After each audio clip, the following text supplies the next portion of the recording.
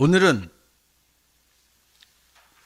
사람들이 많이 궁금해 하기도 하지만 또 알고 있다고는 하지만 정확하게 알고 있지는 않은 신천지에 대해서 한번 파헤쳐보는 시간이 됐으면 좋겠습니다. 제가 여러 유튜브나 정보를 이렇게 종합해 보면 신천지가 잘못됐다는 것은 사람들이 다 알더라고요. 그런데 구체적으로 뭐가 잘못됐는지를 이야기하는 것은 앞에 이제 나와요. 그게 그 내용이 나오는데 그 부분만을 이야기하지 이제 뒤에 나오는 그런 부분들은 사실 이야기하시는 분이 별로 없어요. 목사님들도 그 얘기를 안 하시더라고요. 일단은 신천지에서 그냥 종합적으로 한번 쭉 훑어가 보겠습니다. 신천지는 정식 명칭이 신천지 예수교 증거장막성전, 이게 정식 명칭입니다. 교주 및 설립은 교주는 이만희, 1984년 3월 14일에 설립이 됐습니다. 주로 우리나라 도를 12지파로 나눠서 세웠는데 이것은 요한계시록의 14만 4천 명의 교리와 관련이 깊습니다. 그래서 14만 4천 명을 채우기 위해서 각 지파 12지파에서 12,000명씩을 뽑아 이제 14만 4천 명을 만들어야 되기 때문에 12지파 구성은 필수적입니다. 근데 이 부분은 참 성경적으로 잘못됐는데 이거는 마지막에 제가 따로 알려드리겠습니다. 본부 및 교세는, 본부는 경기도 과천이고 교세는 여기 보면 한 20만 명이라고 되어 있는데 신천지에서 주장하는 숫자는 70만이더라고요. 그래서 근데 탈퇴자들 얘기를 들어보면 3, 4만 명밖에 안 된다, 뭐 이렇게도 얘기를 하는데 이제 진실은 어딘지 잘 모르겠. 일단 통계학적으로는 한 21만 명, 20만 명 정도 이제 되더라고요. 그 목표였던 14만 4천 명이 초과돼 가지고 이제는 그들의 교리가 바뀌었어요. 전에는 14만 4천 명만 채우면 이제 된다고 생각을 했는데 이제 자기들이 말하는 20만 명, 뭐 또 70만 명이 됐잖아요. 그래서 교리가 어떻게 바뀌었냐면 이제는 그 중에서 열심히 특심인 사람을 또 골라서 14만 4천 명을 만들어야 된다고 해서 지금 경쟁이 굉장히 치열하다고 합니다.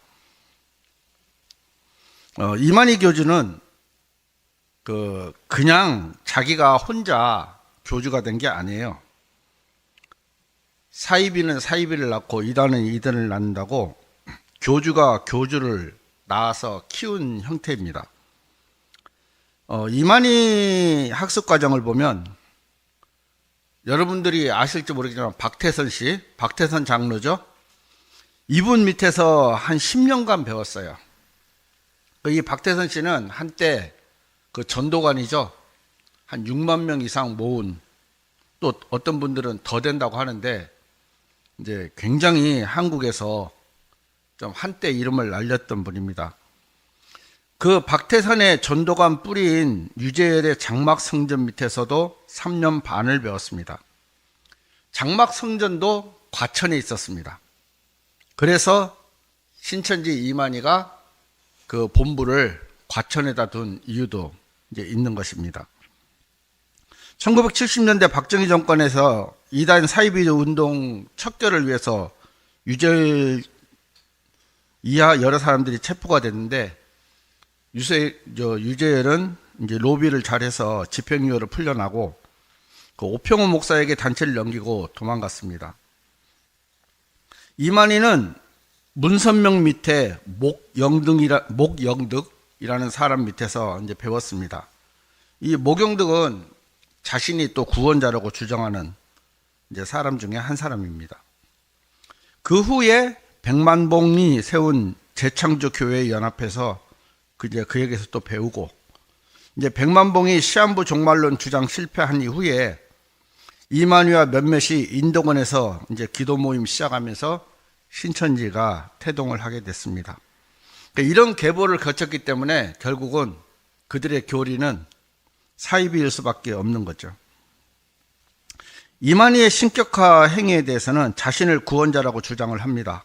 이만희는 자신을 재림 예수, 당 구원자 이렇게 주장을 하고, 또 예수님께서 오시지 않고 보혜사 성령을 자기한테 보내서 자기가 이제 구원자가 되었다, 이제 이렇게 또 주장을 하고 있습니다. 그래서 신천지 내부에서는 이만희는 이긴 자, 왕, 구원자, 예수에 보낸 메시아 이렇게 불리고 있습니다. 신도들은 이만희를 섬기며 열심을 내고 있죠. 아무리 이 사람들한테 이만희가 잘못됐다고 이야기를 해도 이 사람들은 눈 하나 깜빡하지 않습니다. PD수첩에서 그런 내용이 하나 나와 있어요. 어떤 부모가 이만희 총회장이라고 하니까 그 신천지에 빠진 그 딸이 화를 불같이 내는 거예요. 어떻게 이만희 총회장이라고 하냐, 이만희 총회장님이라고 해야지 그 님자 안 붙였다고 아마 난리가 났더라고요. 그래서 그 정도로 지금은 그 이만희가 거의 신격화가 돼서 재림 예수가 된 상태입니다. 그 이만희가 이제 주로 사진을 보면 백마를 탔다는 이야기가 많이 있고, 또 저도 봤는데, 이 이단 사이비 교주들 중에 특징이 뭐냐면은 이 말을 타는 거예요. 아십니까? 주로 많이 탔어요. 옛날 여러 사람 봤어요. 왜 그러냐면 예수님께서 요한계시록 19장에 흰말을 타고 이제 내려오시는 장면이 있거든요. 근데 또 반면에 요한계시록 6장에는 적그리스도가 또 흰말을 타고 등장합니다. 그래서 이 사람들은 성경을 제대로 해석을 했는지 안 했는지 모르겠지만, 흰말을 타고 내려오려면 하늘에서부터 내려와야 되는데 이 땅에서 말 타고 자기가 구원자라고 주장을 이제 하고 있습니다. 그 다음에 최후의 만찬 우리 그림이 있잖아요. 그 그림을 이제 모방해서 제가 전에 보니까 신천지에서 그대로 이제 찍고 자기가 재림 예수처럼 이제 앉아서 찍은 그 사진도 이제 있더라고요. 그리고 이제 이 사람들이 모이는 모임이 만국회예요. 만국회. 그래서 정기적으로 이제 만국회를 개척하는 엄청난 인원이 동원되더라고요. 그 운동장 상단까지 꽉 차가지고 정말 어마어마하게 화려하게 이제 하고 있는데, 이 목적은 이만희가 만국을 통치하고 다스리고 있음을 보여주기 위한 어떤 퍼포먼스라고 이제 보시면 됩니다. 요한계시록 12장에 철장으로 만국을 다스리는 사내 아이가 이만희라고 이제 주장을 하고 있는 거죠. 그러니까 거기서 나오는 사내 아이는 예수님인데 전혀 이제 자기만의 해석을 이렇게 하고 있습니다. 그 다음에는 이제 우리가 신천지가 하고 있는 포교 방식, 이제 모략 교리, 이제 개혁 성경에는 모략이라고 나오거든요. 그래서 이제 이 사람들은 그걸 아무 스스럼 없이 이렇게 하고 있는데, 지난번에 제가 어느 통계를 보니까 한 달에 2,000명 이상이 신천지로 들어간다 하더라고요.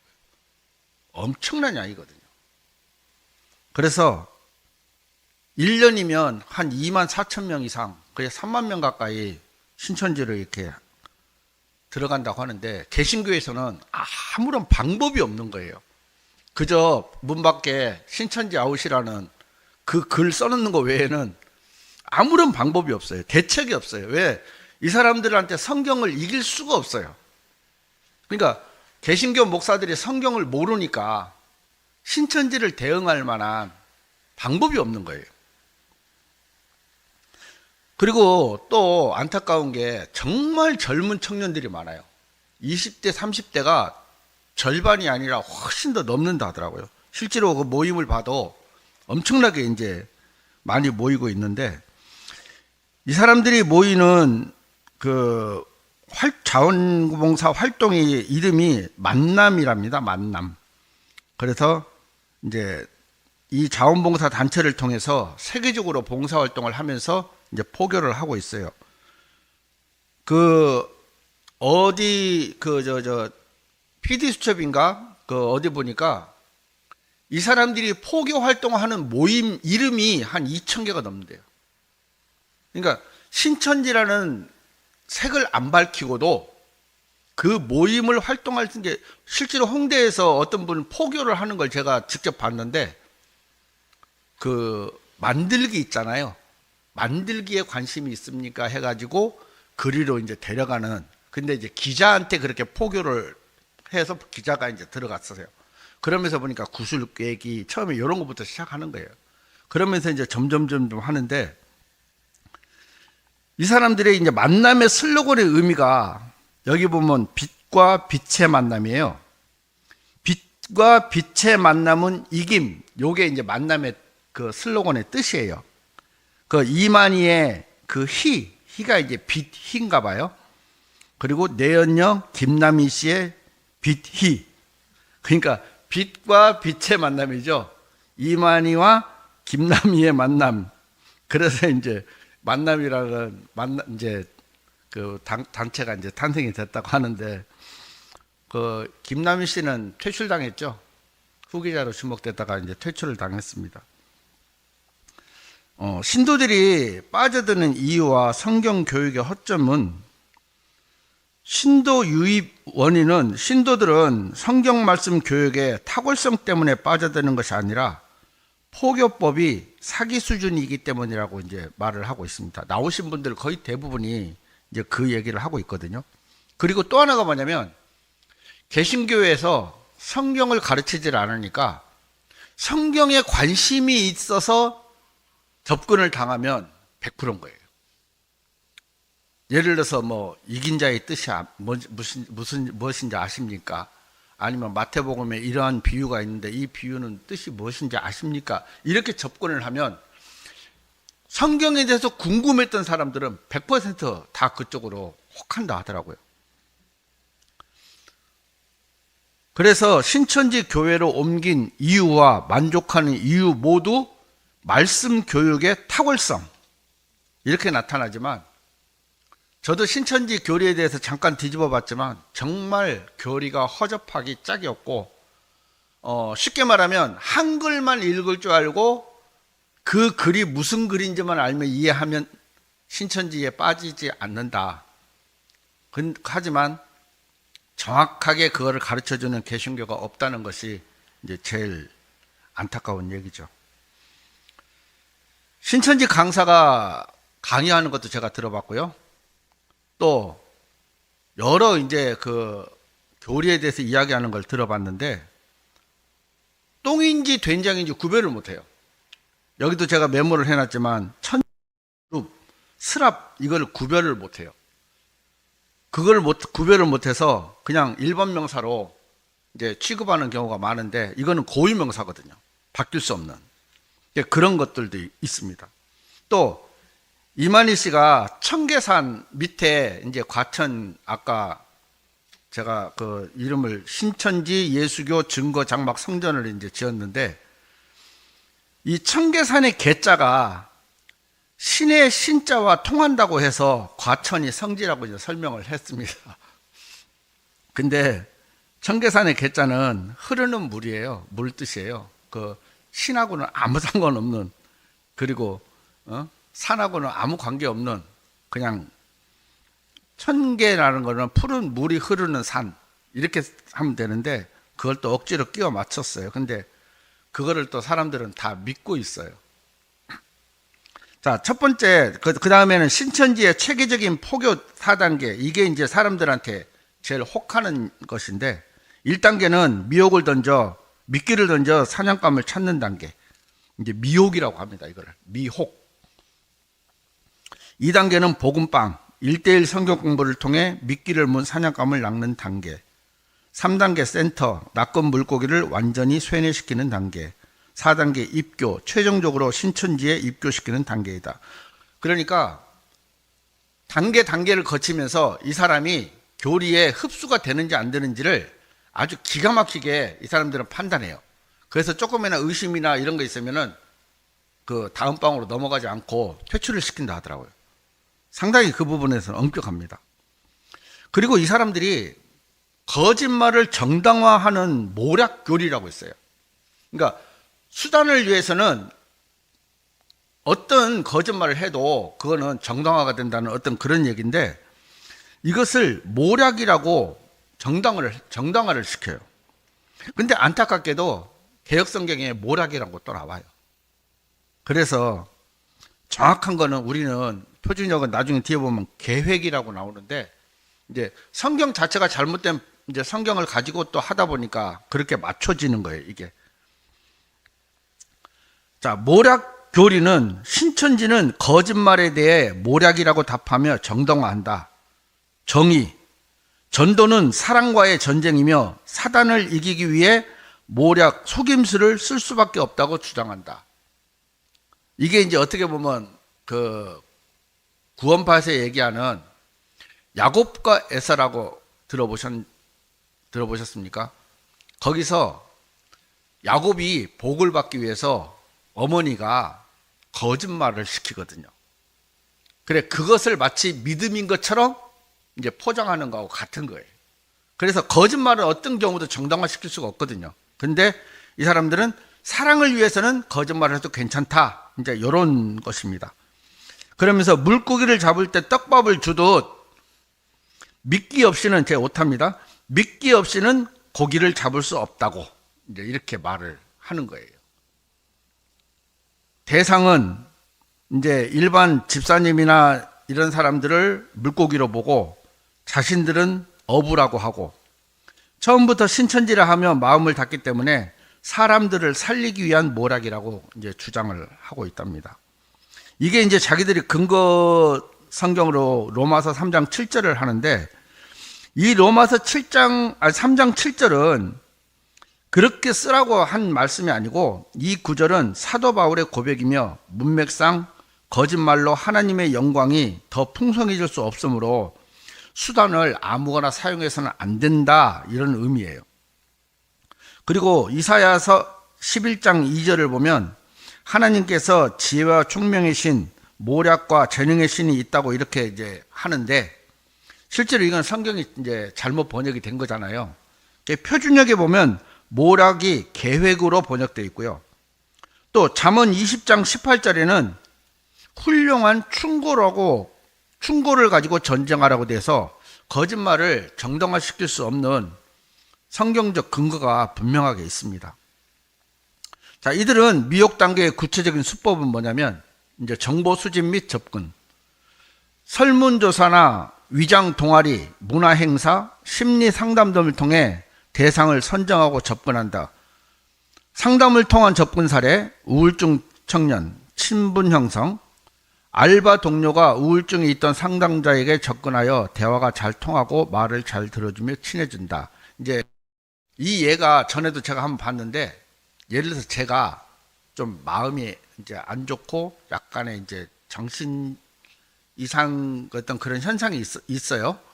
그럼 옆에서 가만히 보다가 신천지 사람이 저한테 접근을 해요. 그러면서 어떻게 이야기를 하냐면, 이제 이야기를 하고 잘 들어줘요. 들어주면서 하는 말이 뭐냐면, 내가 아는 아주 유명한 정신과 의사 선생님이 계시는데 나랑 가면 돈 안 내고 무료로 상담 받을 수 있다. 한번 받아볼래? 이렇게 접근을 하면 많은 사람들은, 그죠? 처음에는 거절한다 하더라도 두 번, 세 번 이제 이야기하면 이제 가게 돼 있는 거예요. 그러면 거기에 앉아 있는 사람은 실제로 그 전문 상담, 그 정신병원의 어떤 전문 상담가도 물론 있겠지만 거의 대부분 그 선생들, 이게 신천지의 선생들이 앉아서 이제 또 들어줘요. 들어주고 다 하면서 친분을 쌓아요. 하다못해 요즘은 어떤 식으로 하냐면, 여자가 남자한테 접근을 해서 이제 영화를 보자고 이제 하면 많은 남자들은 또 거기에 넘어간대요. 그래서 영화를 보고 밥 먹고 이래 하면서, 이제 남자는 속셈이 다르겠지만 여자는 이제 신천지를 끌어들이기 위한 하나의 방도가 이제 그런 식으로까지, 그러니까 데이트까지도 해주면서 이제 신천지 포교를 이렇게 한다고 이제 하더라고요. 그리고 이제 여기 보면은 그 복음방으로 가는 이제 발전하는데 여기는 이제 잎사귀는 뒤로 빠지고 이제 그 미혹하는 사람들을 잎사귀라고 이제 표현을 하는 것 같아요. 잎사귀는 뒤로 빠지고 이제 나무가 이제 등장을 해서 더 이제 끈끈한 이제 저걸 하죠. 그래가지고 그 공부를 할 때 사전에 포섭을 한대요. 막 가령 예를 들어 저희처럼 이렇게 한 40석 자리가 있으면 이제 앉아 계시잖아요. 그러면 이렇게 가쪽으로 못 앉게 해요. 그래서 중앙 쪽으로 와서 양옆에 누가 앉아요? 양옆에 그 선생들이 앉아요. 나무가 앉아요. 그래서 이제 같이 이야기를 해주고 뭐 해주고 대신 자기들은 모르는 척. 뭐만지 아시죠? 처음 온 척. 아 그래요? 이거 되게 궁금한데. 야 이거 계속 들어볼 수 있을까? 막 이런 식으로 이제 유도를 한대요. 그러면 아 이 사람들도 자기도 처음 온 사람들이구나 하고 이제 같이 동화가 되고 이제 어떤 인간적인 공부도 공부지만 또 인간적인 관계로 굉장히 끈끈해진대요. 그래서 나중에는 정말 나오고 싶어도 그 인간관계 때문에도 못 나오는 사람들도 더 있다고 하더라고요. 이제 그런 식으로 이제 카톡 단체방도 만들고 전화도 하면서 이제 그렇게 이제 신뢰를 이제 쌓이는 거예요. 그렇게 점점 이제 또 뭐 타로 이건 이제 쭉 읽어보시면 되고 3단계 이제 센터 단계의 세뇌와 관계 의존성은 이제 복음방 단계에서 오래 머물면 교리와 인간관계 때문에 빠져나올 수 없게 된다고 이제 탈퇴자들은 주로 이렇게 이야기를 이제 많이 합니다. 그래서 교사가 낚았다라고 판단하면 이제 센터 그 비밀 공부방으로 이제 데려간답니다. 거기서 무려 6개월에서 7개월 정도 이제 오프라인 성경 공부를 한다는데 여기는 굉장히 타이트하답니다. 여기서 이제 신천지 교리를 완전히 쇠뇌시키는 이제 단계를 합니다. 그러니까 아무나 들어버리지 않고 이제 면접을 본대요. 월, 화, 목, 금 매주 3시간 이상 공부를 해야 되기 때문에 이 요일 시간을 위해서 어떤 사람은 직장도 그만두는 사람도 있고 학생들은 휴학을 하는 사람들도 더 있다 하더라고요. 이 센터에서 가르치는 핵심 교리가 배도, 멸망, 구원, 뱀, 멸, 구 이렇게 이제 표현을 한다고 합니다. 배도, 멸망, 구원 이렇게 이제 세상은 돌아간다고 이야기를 하면서 예시로 아담과 하와가 배도를 했고 이제 뱀이 멸망을 시켰고 그 다음에 노아가 구원을 했다. 이제 이런 식으로 이제 많이 이제 한답니다. 여기서 이제 가장 핵심이 뭐냐면 이만희가 이 시대의 구원자다. 이제 결론은 요걸 이제 가장 주입을 많이 시키는 거죠. 이제 그리고 나서 비유풀이가 이제 있는데 사실 이 비유풀이는 이제 말도 안 되는 사실 이야기지만 거의 대부분의 사람들이 이 비유풀이에 넘어갑니다. 마태복음 13장 10절 11절을 보면 제자들이 비유로 말씀하시는 이유를 묻자 이제 이거는 개역성경 신천지 교리식으로 그냥 설명을 하는 겁니다. 천국의 비밀을 아는 것이 너희에게는 허락되었으나 저희에게는 아니 되었나니 이렇게 하면서 너희를 누구라고요? 신천지 교인으로 이제 이야기를 하고 저희를 이제 신천지 아닌 이방인이라고 이제 이야기를 이미 해석을 해버립니다. 하지만 문맥상 거기서 너희는 예수님의 제자들이죠. 그죠? 신천지 교리를 깨달은 사람이 아닙니다. 저희가 마태복음을 나중에 또 차근차근 공부를 하겠지만 마태복음은 예수님께서 이스라엘 백성들을 위해서 오셔서 유대인으로 왕으로 오셨고 예수님의 12제자를 이제 선정을 해서 이스라엘에게만 복음을 전하는 어떤 그런 구약적인 이제 색채가 아주 강하다고 제가 말씀을 드렸어요. 그 다음에 이제 비유가 없이는 아무것도 말씀하지 아니하시고 이걸 보면 개역 개정에는 비유가 아니면 그들에게 말씀하지 않으셨다라고 번역이 되어서 비유가 아닌 것도 말씀하셨음을 보여줍니다. 예수님은 제자들에게 직접 비유풀이를 해주셨어요. 마태복음 13장 36절, 요한복음 16장 25절에서 더 이상 비유로 말하지 않고 분명히 보일 것이라고 약속도 하셨고요. 그러니까 비유로 말씀하실 때는 비유로 말씀하셨고 비유가 아닌 것으로 말씀할 때는 비유가 비유라고 말씀하지 않으셨어요. 그러니까 이렇게 구별을 하면 되는데 모든 것을 예수님께서 비유로 말씀하셨다고 단정을 해버리니까 모든 것을 이제 비유로 풀어야 되는 어떤 그런 모순이 이제 생겨버리는 거죠. 창세기 1장 1절에 보면 하늘이 나오는데 이 하늘은 그 신천지 목사, 땅은 자기들 성도라고 이렇게 마음대로 해석해서 이만희를 이제 보혜사로 이제 만들어 버리게 되는 것입니다. 또 하나가 뭐냐면 이제 이만희가 성령을 받아서 자기가 이제 재림 예수가 됐고 구원자가 됐다고 하는데 실제로 여러분들이 이 내용을 보지 않더라도 성령은 우리 사도행전 2장에서 그죠? 처음에 초대교회 때 공식적으로 이제 내려왔습니다. 그리고 구원을 받은 모든 사람들에게 다 성령님께서 이제 들어오시는 거예요. 누구 하나에게만 국한되는 것이 아니라는 거예요. 그러니까 그 자체를 우리는 잘못 알고 있다는 거지. 그러니까 교리 자체가 성령님이 이만희에게만 들어갔다고 생각을 하니까 다른 사람들은 그걸 아멘으로 받아들이고 이만희에서 나오는 교리와 이만희를 믿어야 이제 구원을 받는다고 이제 생각을 하는 거예요. 최종 입교 단계에서는 조직 우선순위를 강조하며 가정을 파괴하고 성경 예언이 신천지에서 성취되었다는 실상 교리. 그러니까 아무도 이걸 풀 수 없다고 했는데 유독 이만희만이 요한계시록을 이제 해석할 수 있다고 이제 그렇게 가르쳐 주는 거죠. 여기는 입교도 아무 때나 하는 게 아닌 모양이더라고요. 입교는 6월 달에 한다고 합니다. 그래서 최종적으로 입교시키는 단계에서 실상교리를 가르치는데 조직 우선순위, 세뇌교육 시 조직이 최고 우선순위임을 강조합니다. 참 이거는 성경을 정말 조금이라도 관심 있는 사람이 보면 참 있을 수 없는 일인데 거의 우리나라의 개신교를 비롯해서 이단 사이비 종파의 모든 단체들은 이 조직을 최우선적으로 생각을 합니다. 그러니까 어떻게 보면 성경을 기반으로 완전히 독립된 교회가 아니면 냉정히 얘기하면 모든 교회가 이단이라고 볼 수 있는 거죠. 이거는 뭐 다른 사람들이 들으면 저에게 돌을 던질지는 모르겠지만 성경적으로 해석해 보면 그렇게밖에 볼 수가 없습니다. 가정 파괴의 주범이 원인이 뭐냐면 부모가 신천지 교회에 가지 말라고 하면 마귀 들린 자라고 규정하고 이제 가출해라 이렇게 이제 가르치는 거죠.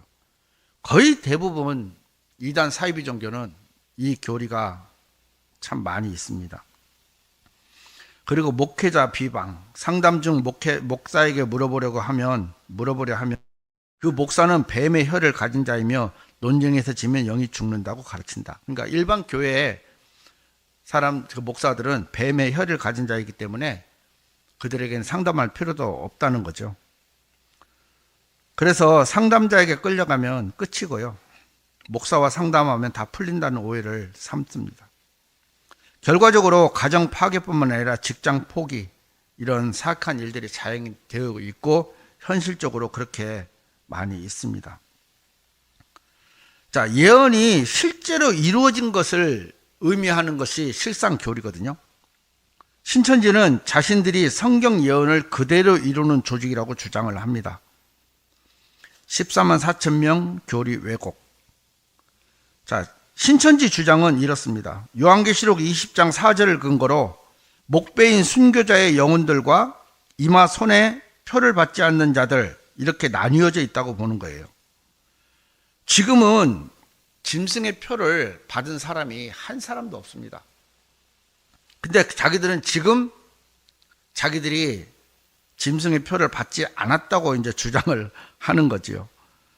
그 목표는 땅에 신천지 교인들이 14만 4천 명을 채우면 하늘의 순교자 영과 영생을 이룬다고 가르치며 독려하는데 문제가 뭐냐면 14만 4천 명이 넘었잖아요.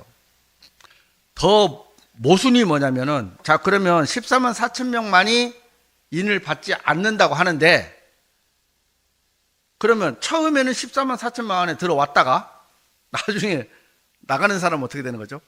그러면 그 사람은 다시 또 이 표를 받는 겁니까? 그러니까 자기들 스스로 모순을 만들어내요. 근데 이거를 반박하는 사람이 아무도 없다는 거예요, 이거를. 저희들 표준역을 올바로 번역된 성경을 보면 목배인 자들의 혼들과 표 받지 않는 자들은 동일한 사람입니다. 그래서 표를 받지 않고 목배임을 당하는 거잖아요. 그렇죠? 그래서 이거는 나누어지질 않는 거예요. 좀 전에 얘기했지만 20만 명이 넘자 진짜 14만 4천 명이 늘기 위한 치열한 전도 전쟁이 벌어지고 있다고 하니 참 말이 답답합니다. 이 부분들이. 신천지 설립의 성취 왜곡. 이거는 근거가 요한계시록 21장 1절인데요.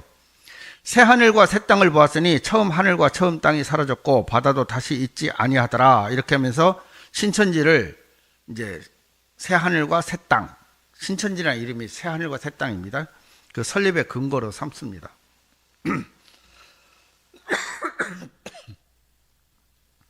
그리고 요한계시록 12장을 해석할 때 용이 이제 청지기 교육원 목사들입니다. 여자 유재일 앞에, 유재일이 아까 얘기했죠. 이만희 스승.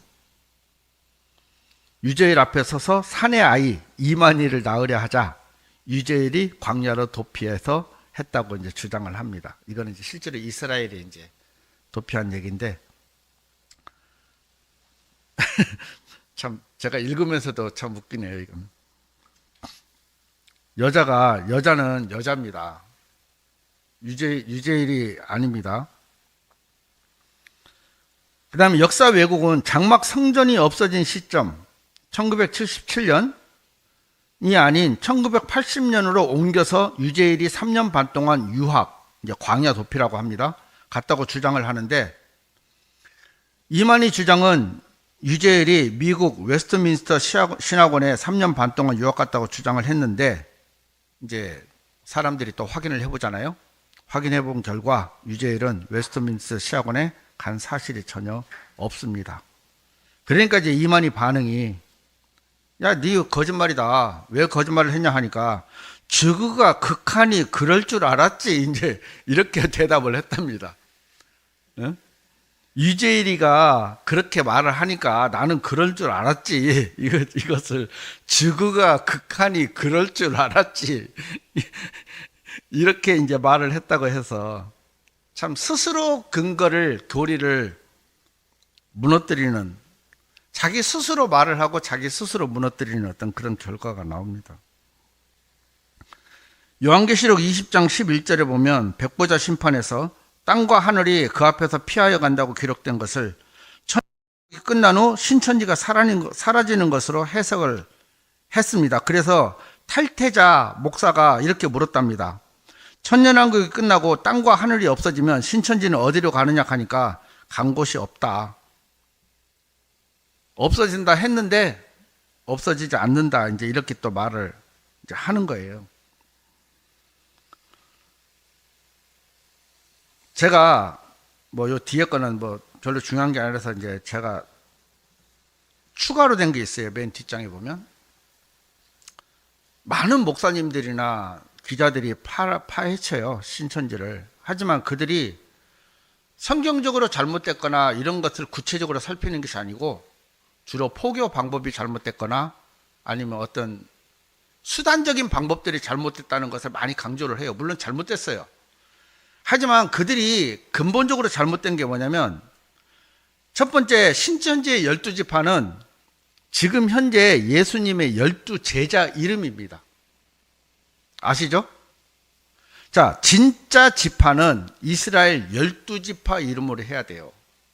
지난번에도 말씀드렸죠. 시므온 지파, 유다 지파, 갓 지파, 그죠? 므낫세 지파, 이렇게 이 지파 이름으로 되어야 돼요. 맞죠? 근데 이것부터가 잘못된 거예요. 근데 왜 이 사람들이 이렇게 말하냐면 제가 성경을 한번 우리 같이 찾아볼게요. 마태복음 19장 27절, 28절입니다. 마태복음 19장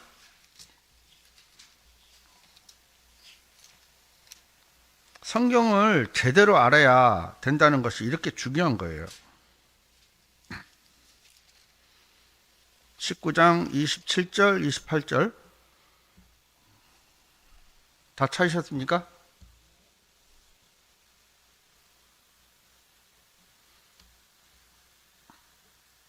찾으셨어요? 우리 다 같이 한번 읽어볼까요? 그때 베드로가 그분께 대답하여 말씀드리기를 보소서 우리는 모든 것을 버리고 당신을 따랐나이다. 그러므로 우리가 무엇을 가지게 되리이까 하였더라. 그러자 예수님께서 그들에게 이같이 말씀하셨느니라. 진실로 내가 너희에게 말하노니 나는 나를 따른 너희는 인자가 자기 영광의 보좌에 앉을 때인 재생의 때에 너희 역시도 이스라엘의 12지파를 심판하면서 12보좌에 앉으리라. 자, 원래 이 말씀을 아마 근거로 해서 아마 만든 것 같은데, 그러니까 사람이 이 국어를 잘해야 주제를 알고, 그죠?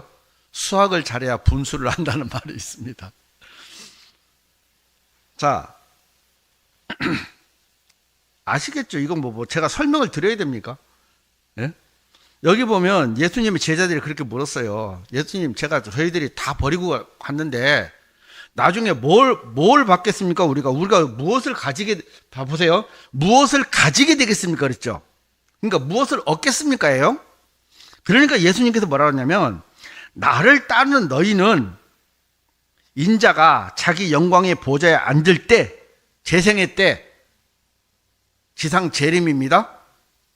그때 너희 역시도 이스라엘의 12지파를 어떻게 해요? 심판하면서 뭐라고 되어 있습니까? 12보좌에 앉으리라 그랬어요. 자, 보좌라는 것은 왕이죠. 왕은 치리자죠. 통치하는 거잖아요. 그러니까 베드로가 유다 지파를 다스리면서 심판하는 거다. 너희들은 그걸 얻을 것이다.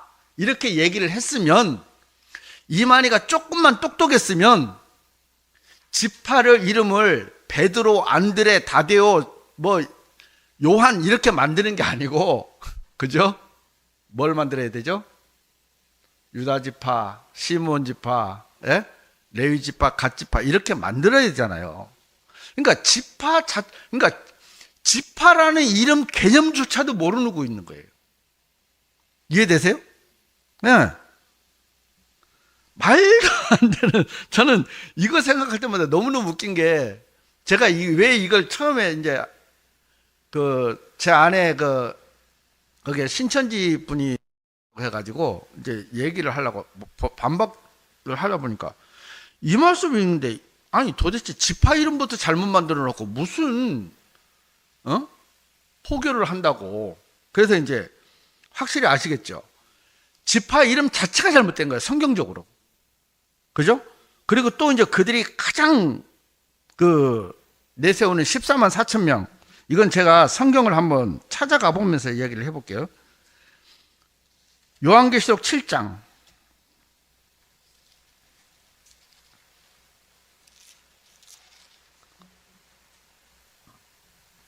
자, 14만 4천 명이 무슨 일을 하는지요? 한번 제가 얘기할 테니까 한번 들어보세요. 지금 심천지에서는 14만 4천 명이 나중에 세상을 다스린다 하잖아요. 그죠? 14만 4천 명이 과연 어떤 일을 하는지 한번 우리 성경을 그냥 그대로 한번 읽어가면서 한번 해보게요. 이건 부수적인 말이 필요가 없어요. 자, 요한계시록 7장 1절. 그리고 이 일들이 있은 후에 내가 땅에 내 모퉁이 위에 서 있는 4명의 천사들을 보았으니 땅에 내 바람들을 잡아서 바람이 땅 위에도 바다 위에도 어떤 나무 위에도 불지 않게 하였더라. 이어서 살아계신 하나님의 인장을 지닌 채 동쪽으로부터 또 다른 천사가 오는 것을 내가 보았도다. 그러자 그가 4명의 천사들에게 큰 목소리를 외쳤더니 땅과 바다를 손상시키도록 권능이 그들에게 주어졌더라. 말하기를 우리가 우리 하나님의 종들에게 그들의 이마 안에다 인장을 찍을 때까지 땅과 바다도 나무들도 손상시키지 말라 하였더라. 그리고 내가 인정을 받은 자들의 수에 대하여 들었는데 이스라엘 자녀들의 모든 지파들에서 14만 4천 명이 인정을 받았더라 하면서 유다 지파에서 인정을 받은 자가 1만 2천이나 쭉 나가죠. 그리고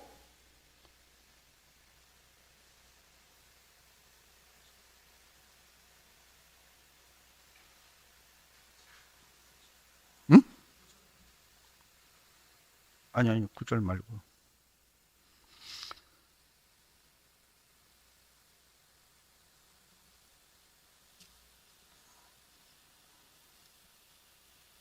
잠깐만요. 죄송합니다. 제가 메모를 했는데 이 메모가 없어져 버렸네. 그 다음에 이제 14장으로 가볼게요. 14장.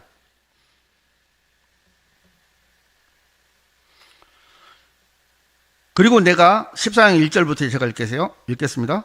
그리고 내가 바라보았더니 보라 한 어린 양께서 시온산 위에 서 계셨으니 그분의 아버지의 이름이 자신들의 이마 안에 기록된 14만 4천 명이 그분과 함께 서 있더라.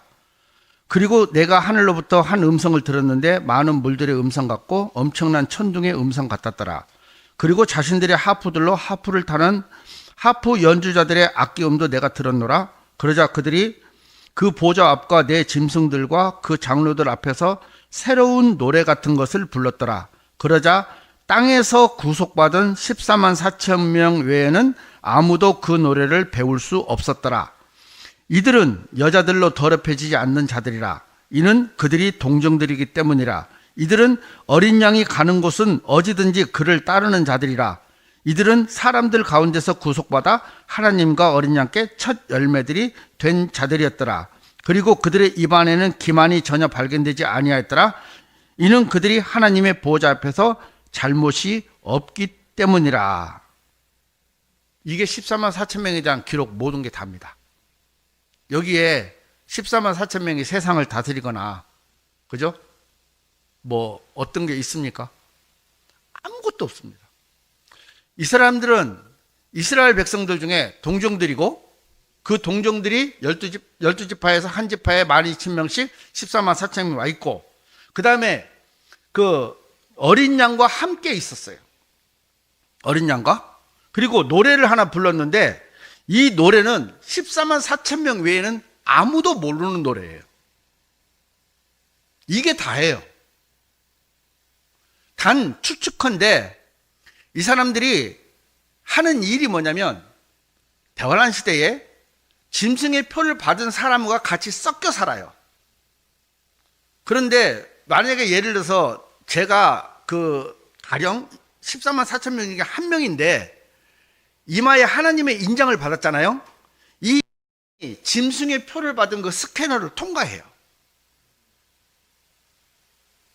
그러면서 하는 일이 뭐냐? 이 짐승의 표를 받지 말라고 전하는 일이거든요. 그렇죠. 그게 다예요. 14만 4천 명이 무슨 특별한 막 일을 하거나 아니면 여기 보면 영원한 복음을 전하는 것도 있는데 6절에 보면 이것도 천사가 해요. 14만 4천 명이 하는 게 아니에요. 그러니까 14만 4천 명이나 의미를 두는 것 자체가 무의미한 게 이거는 세계 그 어떤 나라 사람들도 할 수 없고 오직 이스라엘 사람들 중에 12지파에서 여자와 관계를 하지 않는 동정들만이 선택될 수 있는 14만 4천 명이고 이 사람들은 노래를 부르는데 이 14만 4천 명 외에는 아무도 모르는 노래를 부르는 것. 어린 양과 함께 있고 어린 양이 가는 곳이면 어디든지 가는 이게 역할이 다예요. 이게. 그러니까 성경을 아무리 찾아봐도 없어요. 찾을 게 없어요. 찾을 게. 그 역할이. 이거를 상징으로 둬버리면 이제 문제는 얼마든지 해석이 자유로운 거죠. 하지만 이건 요한계시록은 상징이 아닙니다.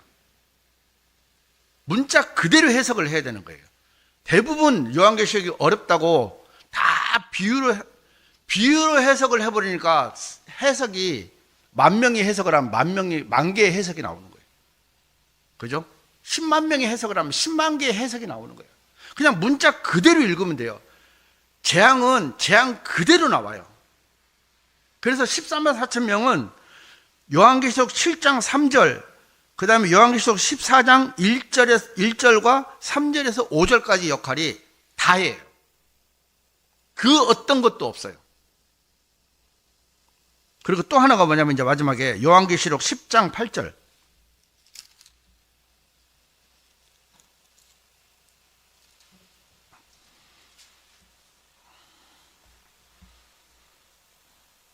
그리고 내가 하늘로부터 나에게 다시 이야기하시는 음성을 들었는데 말하기를 가서 바다 위와 땅 위에 서 있는 그 천사의 손에 펼쳐진 작은 책을 취하라 하였더라. 문제의 작은 책입니다. 그리하여 내가 그 천사에게 가서, 여기서 내가 누굽니까? 퀴즈. 그리하여 내가 그 천사에게 가서 그에게 말하기를 했어요. 그 내가가 누굽니까? 예, 사도 요한입니다. 이거를 신천지에서는 이만이라고 기록을 하고 있죠. 왜? 요한계시록 저자는 사도 요한이잖아요. 내가 그 천사에게 가서 그에게 말하기를 제게 그 책을 주소서. 누구한테? 나한테, 사도 요한한테.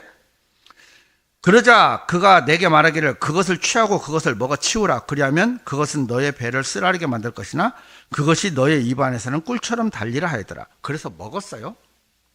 10절에 보면 그리하여 내가 그 천사의 손에서 그 작은 책을 취하여 그것을 다 먹어버렸도다.